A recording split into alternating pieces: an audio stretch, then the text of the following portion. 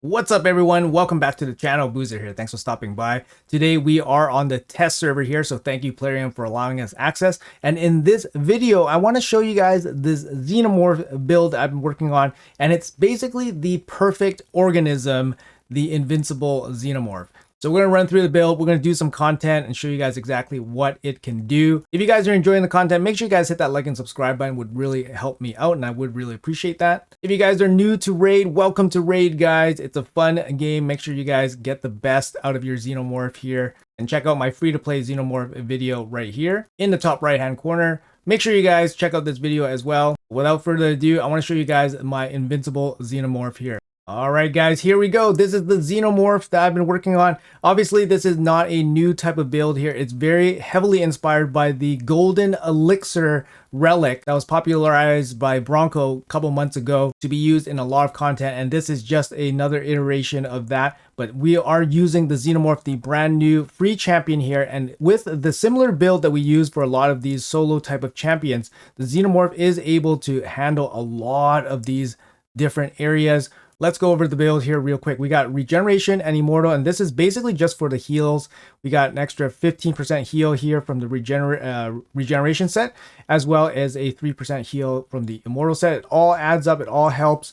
We do have resistance and accuracy enough to take care of all of the dungeons up to hard 10. Let's go over the total stats here. So for my Xenomorph, I got 93k HP, 265 speed, 100% crit rate. The crit damage, honestly, it doesn't really matter, but if you can put more, that's obviously going to be okay. Attack, same thing. If you can add attack, that's going to be better, but it's not absolutely mandatory. Resistance and accuracy, you want to shoot for the low 400s in terms of resistance and the low 300s in terms of accuracy if you want to do all of hard 10 content, all dungeon content up to hard 10. Now, these are some pretty big stats here, obviously, in regeneration and immortal. This is not an early game build. This is an end game build with a free champion, and you'll be able to handle a lot of content with just with this one build, just with this one champion. It's actually amazing. We do get the 5-star blessing on him, so I'm going to put it on the Xenomorph, and it definitely helps out with the stats. I did go with the Golden Elixir. Like I said, this build is based around this.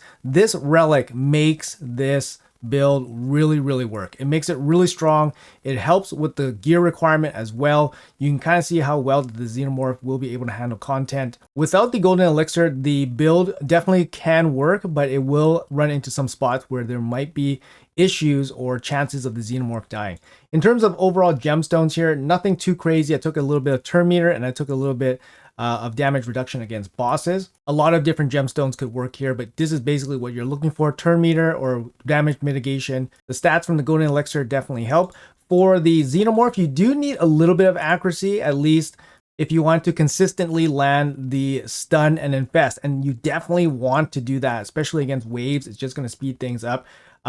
Having this perfect veil up is not going to be 100% efficient, so you definitely want to have some accuracy. However, if your gear cannot hit the accuracy checkpoint, that's kind of okay. Having a little bit is okay. You'll still eventually get the infest and stun debuffs off with the perfect veil, because the A1, the most important is having the 100% crit rate so that you can land the A1, and then once you use the A1, you will land perfect veil on yourself, and then you will be able to land the stun and infest. The resistance is definitely very needed because you don't want your Xenomorph to be controlled.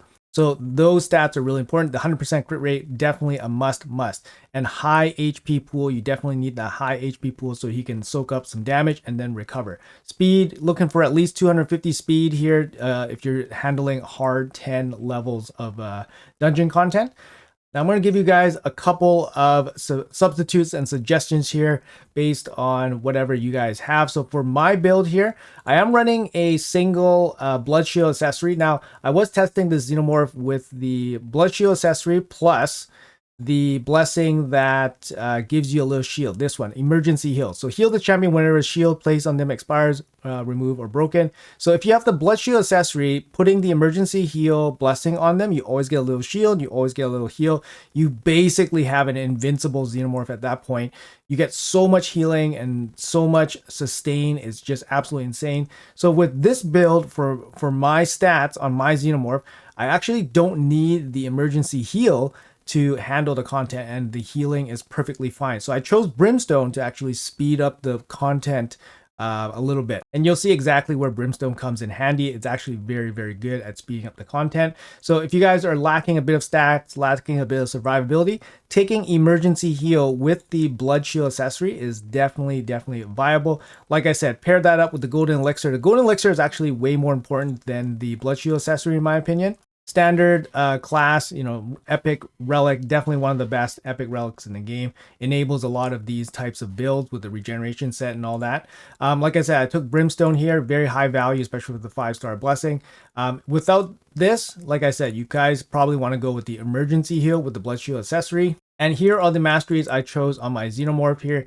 The important one here for me is the Oppressor one. You get an extra 10% turn meter basically all the time because he places so many debuffs. And when he gets hit, he actually lands debuffs and poisons on the enemy as well. So you basically have 10% turn meter all the time. Spirit Haste is obviously very good for any kind of solo type of champion because they basically have 24 speed right away.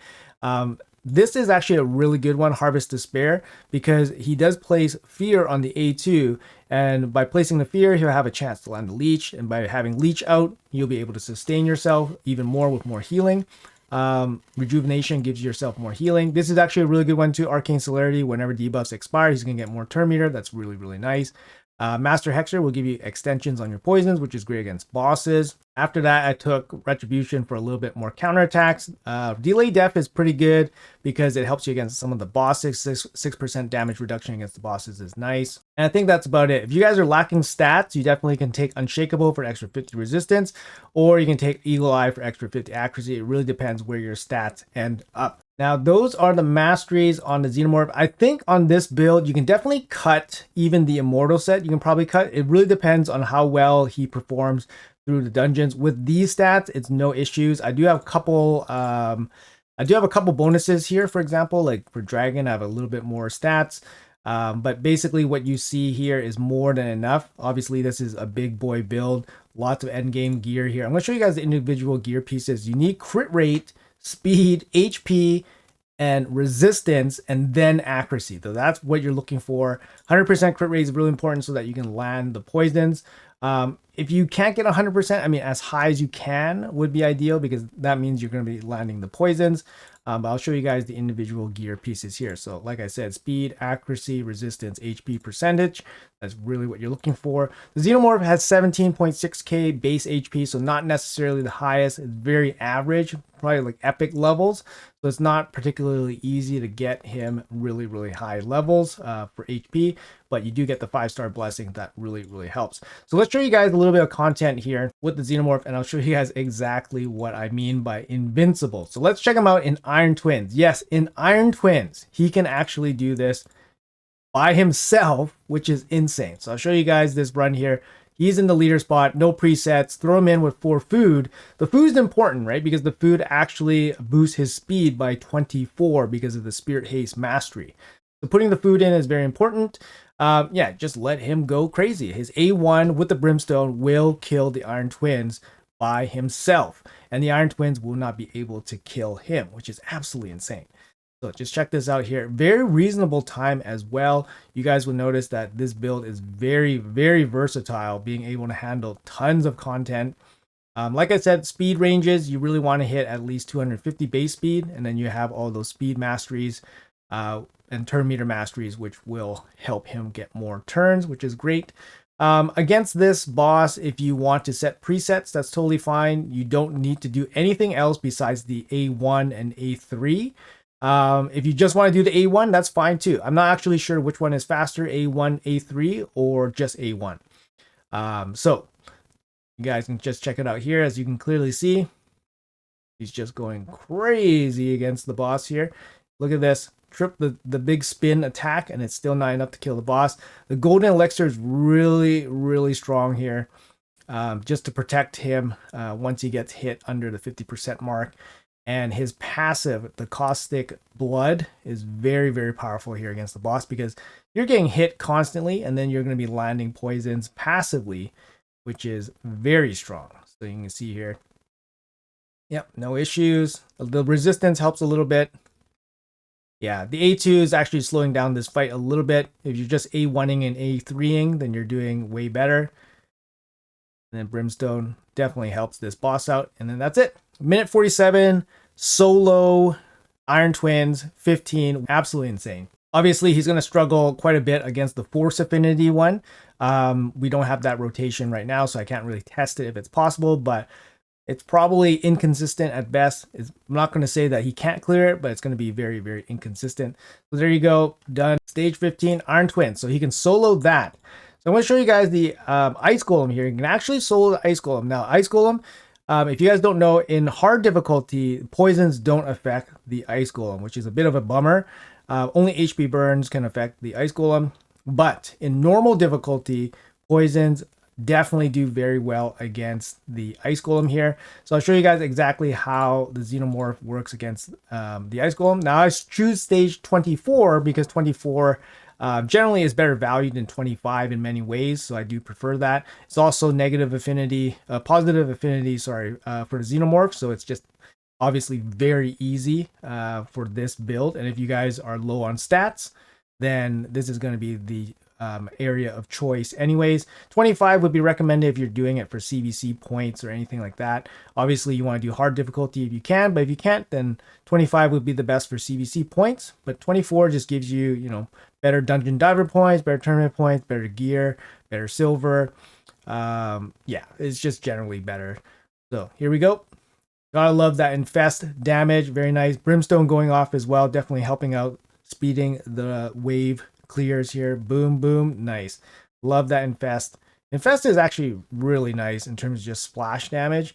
But in a solo application, the infest actually can fall off because in this type of build, he doesn't hit hard enough to trigger infest very quickly. So you can see him kind of placing the infest and then it kind of just falls off, like the debuff falls off before it explodes. And that's going to happen here with this kind of solo build. But the Brimstone here does help out a little bit, just softens up the waves, lets us clear it a little bit faster. Let's see if we can get this infest off so that we can get some extra damage to the wave. And it looks like we probably will. Yep, there we go. A little bit of extra damage there. That's really nice. And yeah, this wave, a little bit annoying, but we're not going to have any issues against the reflect damage here, which is great. And infest, there we go. And then pop that guy off. Perfect. All right, head to the boss, minute 50. Now, this is a little bit annoying because the ads will soak up all the Xenomorph's attention, which is a little bit annoying. But once the ads pop off, and if they have the infest on them, it actually deals quite a bit of damage to the boss, which is great. So we can kind of see it here in action, hopefully. And then if the boss swings at us, they do get the Caustic Blood passive poisons landing on himself. So he will take a little bit of damage there. So this one, the infest will pop off on the right. And then see that big explosion there. Pretty big hit, right? Pretty big hit against the boss. There we go. Another infest. Really nice. And once they're down, we just want to A1 all the way home here, if possible. I don't know if the Xenomorph is smart enough. Nope. The Xenomorph is using the A3. Look at that poison just ripping through the boss here. Won't trigger the retaliation hit. But even if he does, not going to be able to kill us. And then we're just going to slowly tick him down here. And there we go. Just under 3 minutes. That's pretty consistent with the overall testing for this. 3 minutes for stage 24 with 4 food. So pretty good. And honestly, we were never in any kind of difficulty. Now, keep in mind, like I said, this Xenomorph build will not work on hard difficulty Ice Golem because the Ice Golem is not affected by poisons at all on hard difficulty. That's a bit of a drag. But the main spot, I think, for the Xenomorph here to perform really well will be Dragon Hard 10. Now, the Xenomorph is going to be a very, very strong option for Dragon. You can kind of see it here. We're on hard 10, by the way, guys. He's going to be able to do this very comfortably, soloing with 4 food. Absolutely amazing. Yes, like I said, the build is very strong. The build is very strong. There's going to be elements to the build that not everyone will have. For example, the relic. For example, the stats. For example, the sets. But if you can get this build on the Xenomorph, he will be able to handle all this content for you with no issues at all. Watch him rip through the waves here. once they start dying, they start dying pretty fast. But in the beginning, it's a little bit slow, especially when you're doing this solo. The fears are really nice. The leeches landing are really nice. There we go. The infest popping off there, softening up the waves. Brimstone's going to help out as well. So this is one of the big benefits about having the brimstone, is just that it softens up the waves. However, the CC from the fear does stop them from attacking as frequently. So you're not going to get as many brimstones as you would normally from like another champion, but it's still pretty good. There we go. Infest, exploding, minute 10 to wave 2. Let's see here. I think this wave's slightly faster, I think. Go. And then occasionally we will get the brimstone to land here, but I think since we're stunning, since the brimstone's on the stunned champion, it's not going to be able to land here. There we go. Maybe Cardinal will do something here. Let's see. Let's see. Passive landing poisons everywhere. That's really nice. Nope. Poisons. Oh, infest. Poisons. Minute 40.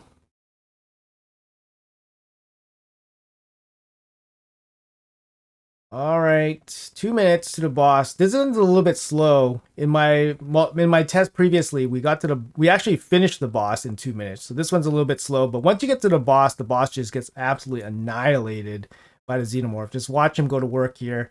You can actually set presets for him if you want. You know, just have him go with the A1. But honestly, I think, you know, alternating between A1 and A3 is probably okay. Just because the A1 will fill up the bar way too fast. So you can kind of see once we got to the boss, it took less than 25 seconds to kill the boss. Absolutely insane with the amount of poisons on him. And this would definitely be his best spot. His best spot would definitely be against Dragon. Allowing you to farm 4 food. It's just absolutely amazing. Now, I've tested him in other areas as well. Spider, Fire Knight, Sand Devil, Phantom Shogun. He can't do it solo, unfortunately, but he can definitely help any kind of squad go through the bosses here. Now, some other areas where this build can actually work is Doom Tower. Some of the bosses here are actually very easy. Baumo is not going to be helpful. Dark Phase is not going to be helpful, but he can actually rip through the Scarab King and he can rip through the Griffin very, very easily. Now, a lot of champions can actually do this, so I'm going to use Marius to go through the waves really quick, and then we'll use the Xenomorph versus the boss. Now, in this case, you guys can see exactly what happens. I'll show you guys what happens at the boss. All right, so we made it to the boss. So what happens is that the boss attacks so often, the passive Caustic Blood is just going to be landing poisons on the boss nonstop. I'm just going to put it on auto here and see exactly how this is going to go. Brimstone's going to be really helpful here in just killing the boss a little bit faster. But yeah, we don't even have any kind of additional healing from like emergency heal or anything like that. This is going to be no issues. Anybody with the golden elixir is going to have no issues against this boss. But yeah, it's going to be super easy. You can kind of see here. We're just chilling out. Full auto. Boss taking tons of damage. Receiving basically max poisons every time. Every turn, max poisons. Just absolutely insane. Like if we were using Uros for this kind of strategy, I mean, the Xenomorph here is just, I would say, way more consistent and just better than Uros. So this is strong affinity. Like the Scarab King is going to be his spirit here. So, you know, we have a little bit of an advantage. And he will turn into force affinity in one of the rotations. So it's going to be a little bit on the negative side. That might not actually work so well for the Xenomorph, so that maybe favors Uros. But for this Spirit Affinity Scarab King, this is absolutely insane. So 2 minutes here. Obviously, it depends how fast you can go through the waves and all that. Marius just 1 and 2 shots the waves, so we get to the boss very quickly. And you can kind of see how quickly we can just rip through the boss here. No need for max HP destruction or anything like that. And honestly, you don't need a Blood Shield as S3. You don't even need it, because if you're just A1ing, no problem. You're just landing the poisons there. So super easy, 2 minutes and 30, no issues at all. Level 100 Scarab King, no problem. After that, we actually went to the Griffin and did the same thing. And I'll show you guys what happens when we get to the boss. All right, unfortunately, Marius took a long time to die. I was just using A1s against the boss here, and we'll set it to auto right now. But basically, yeah, the Marius was just doing A1s, and we're just letting the Xenomorph and the Brimstone just kill the Griffin. So you can kind of see here exactly what happens. The little bit of extra resistance definitely helps here as well, so we're not getting debuffed back. You can see that the resist, very nice. So that's why the resistance is very important.